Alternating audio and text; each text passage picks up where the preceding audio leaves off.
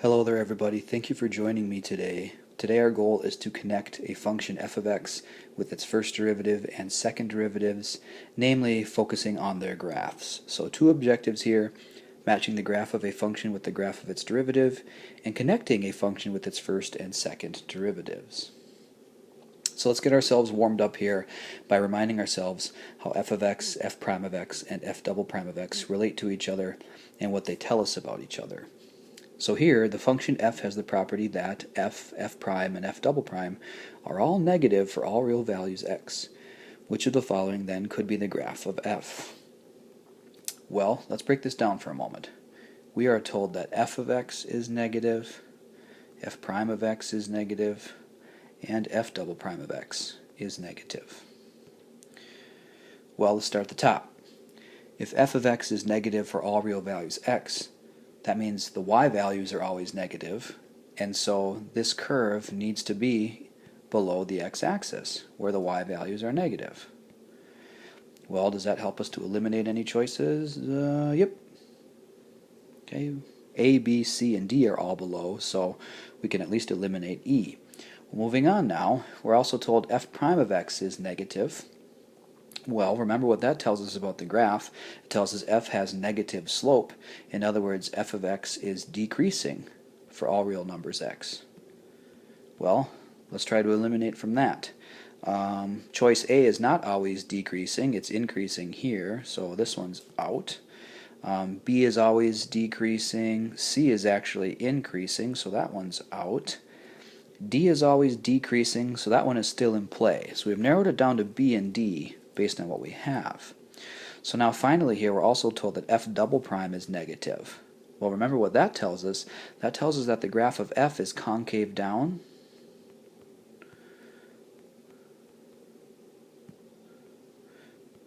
Another way to think about that is to say that f prime then is decreasing. The slopes are decreasing, which results in a concave down shape, so you could think about it that way too. Well, we've narrowed it down to B and D. Let's take a look at D for a minute here. Are the slopes always decreasing? Is this graph always concave down? Well, it appears to be concave down for a little bit. These slope values are decreasing. They're becoming increasingly more negative, right? Negative slopes. Okay, but now, right about here, it starts to shift, where the slopes actually start to increase. Here's a slope of maybe -1, -1/2, -1/4, etc. Okay, those slopes are increasing. Here the graph is concave up. Up to that point it was concave down. Because it's not always concave down, choice D is out. Choice B is our winner here. The slope here is always decreasing. This graph B is always concave down. So the purpose of this warm-up here was to remind us how f, f prime, and f double prime are all related in terms of their graphs. So it's going to be important for us to keep straight what the graphs of f and its derivative tell us about each other. And there's a few examples on the screen there, and I've tried to summarize some key points in the table down below.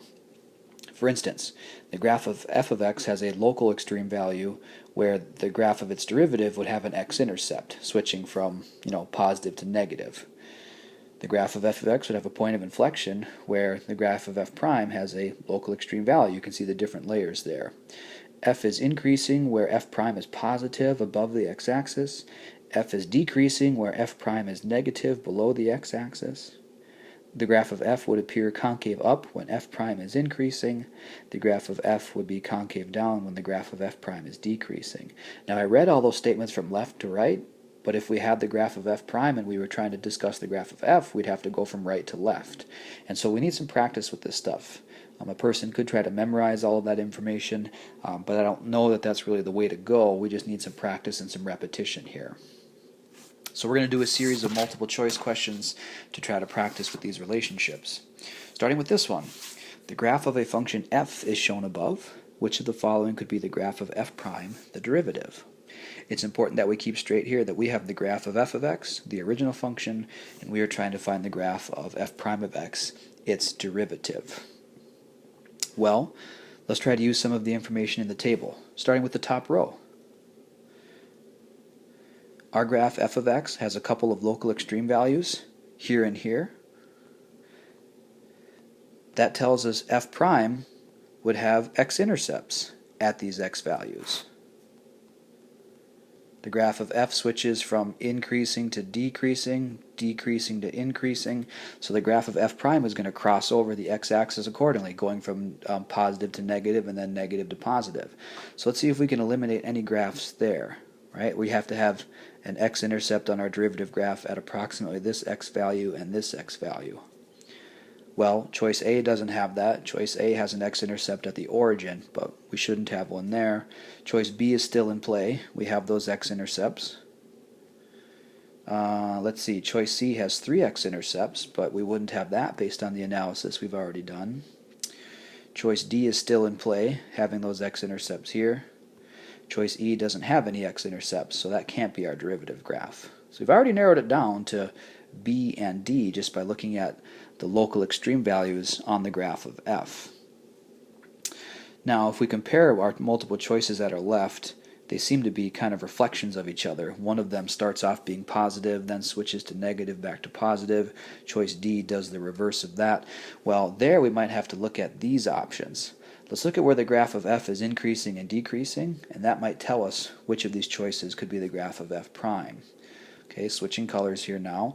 It would appear that this graph of f is increasing for these green intervals. Okay, if f is increasing, then its slope is positive, then its derivative is positive, and so its derivative graph should be above the x-axis. Okay, conversely here, the graph of f is decreasing, has negative slope, f prime is negative, so the graph of f prime would be below the x-axis. Well, let's consider choice B here. This graph is above the x-axis for those intervals and below the x-axis for this one, and that tells us that choice B is our correct choice here. Choice D does that backwards. Process of elimination can be very helpful here. It takes a little while, but that repetition is good. Let's flip the script on that now. Let's take a derivative graph and try to match it with the original graph. So notice here we have the graph of f prime, so when we read our table of relationships here, we will be reading in this direction this time.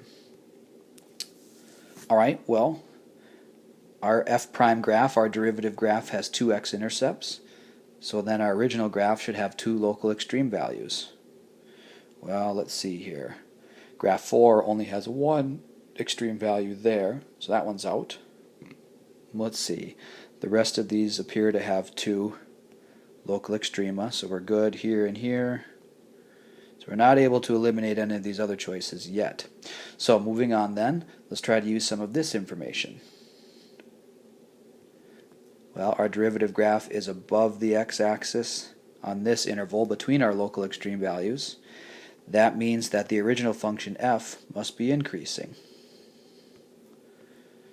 Well, function 1 is decreasing on that interval. That one's out. Right? These other two are still increasing, so still in play there.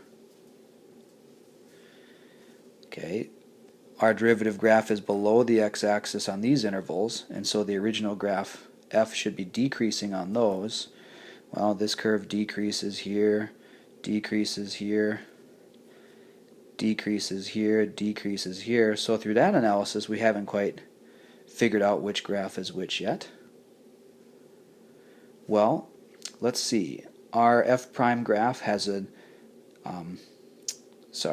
our f prime graph has an extreme value here, and so our graph of f should have a point of inflection at x equals 0. Well, that doesn't really help us. This appears to be a point of inflection, and so does this one. All right, so we're kind of running out of options here a little bit.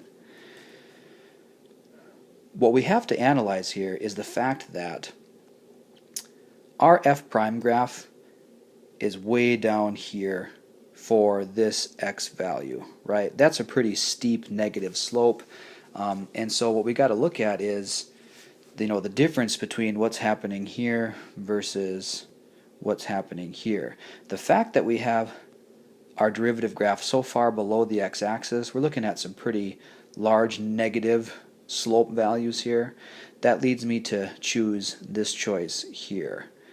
Okay, I just don't think that this graph has a steep enough slope here and here to justify choosing choice 3. So sticking with choice 2 here, which took a little bit more analysis beyond what we had done so far.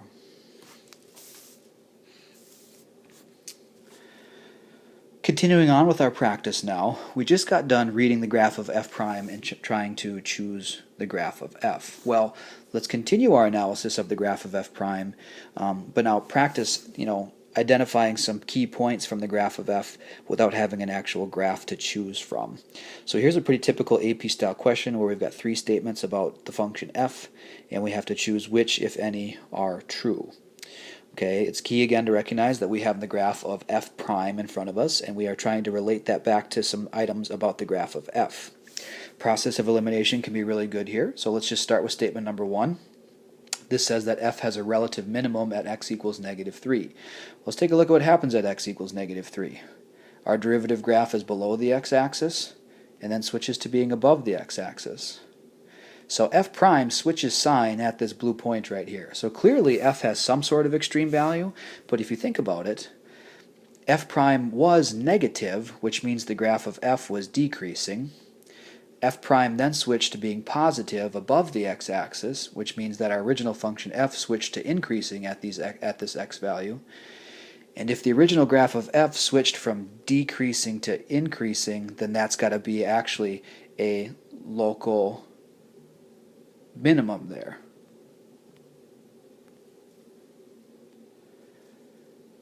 This would then indicate that statement number 1 is true. There's a relative minimum at x equals negative 3. If it helps, you could come over here and you can make a sign chart like we've done previously. Here's f prime. We're checking out x equals negative 3. To the left of x equals negative 3, f prime is negative. To the right of x equals negative 3, f prime is positive. Well, that means f switches from decreasing to increasing. And yep, you can see it there. We've got a local min.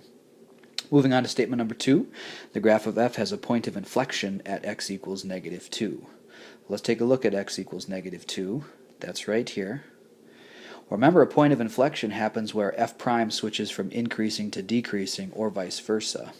So if I make another sign chart here, this time at x equals negative 2, well, to the left of x equals negative 2 over here, f prime is increasing. To the right of x equals negative 2, f prime continues to increase. So f prime does not switch from increasing to decreasing or vice versa at x equals negative 2. And so x equals negative 2 is not a point of inflection on the graph of f. That's a false statement right there. Finally, moving on to statement number 3, the graph of f is concave down between 0 and 4. Let's take a look at that interval from 0 to 4. Okay. F being concave down would indicate that f prime is decreasing. We'll take a look at that interval that I just outlined in purple. That's the graph of f prime, and it certainly appears to be decreasing. It's going down, right? And so this statement here is true.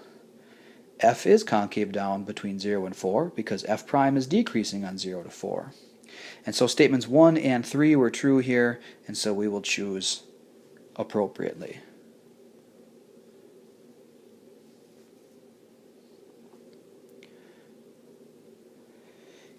Carrying on with a little bit more practice here. Again, a lot of practice connecting f prime, and f double prime. Here's another multiple choice question.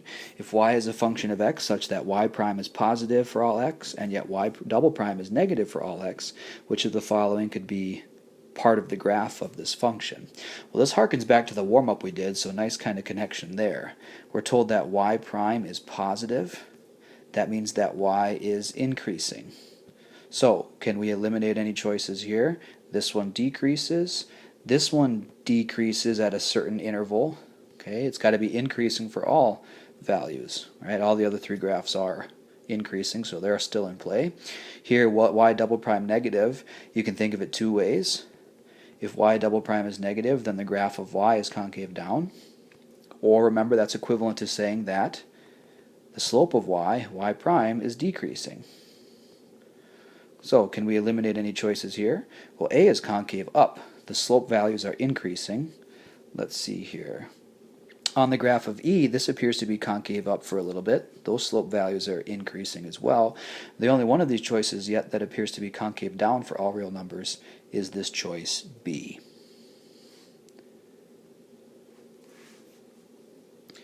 We come to the end of our practice here today with a calculator active multiple choice question dealing with the points of inflection. So let f be the function with derivative defined by f prime. We've been asked how many points of inflection does the graph of f have on the interval from 0 to 9.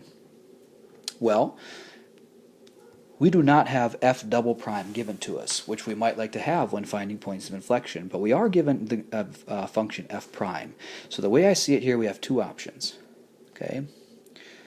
Option number one would be to graph the derivative function we're given, and then look at that graph on the interval from 0 to 9 and count how many times the graph switches from increasing to decreasing or vice versa. I'm using that notation kind of casually here, okay, back and forth. Okay, remember, a point of inflection for the graph of f would be where the concavity switches from up to down or vice versa. In other words, where the slope of f prime switches from increasing to decreasing or vice versa. Okay. Well, I have the graph of f prime shown here in blue, and if we count how many times that graph switches from increasing to decreasing, one of them gets cut off here, but then we have another one here, here, and here. So we have a total of 4 points of inflection. Now option number 2, and our graphing calculator has the technology to do this, right? We can graph the derivative of function, so what we could do is we could get the graph of f double prime by graphing the derivative of f prime, right? And here we'd be looking for how many times the graph of f double prime crosses the x-axis. How many times it switches from positive to negative, basically, right? Concave up to concave down. Well, I've got the graph of f double prime here in red. I used the nderiv feature to graph the derivative of f prime like we've done before. Okay, the graph of f double prime crosses the x-axis 1, 2, 3, 4 times. And notice how those x values are those local extreme values on the graph of f prime, further solidifying that connection we talked about earlier. So even there, using option 2, our answer here is 4 points of inflection. This problem becomes a lot harder without the use of a calculator. Taking the second derivative and setting it equal to 0 and making a sign chart and doing all of that is a lot harder than using the technology to actually view these graphs. So that is maybe more than enough about connecting f with f prime and f double prime. Thank you for watching.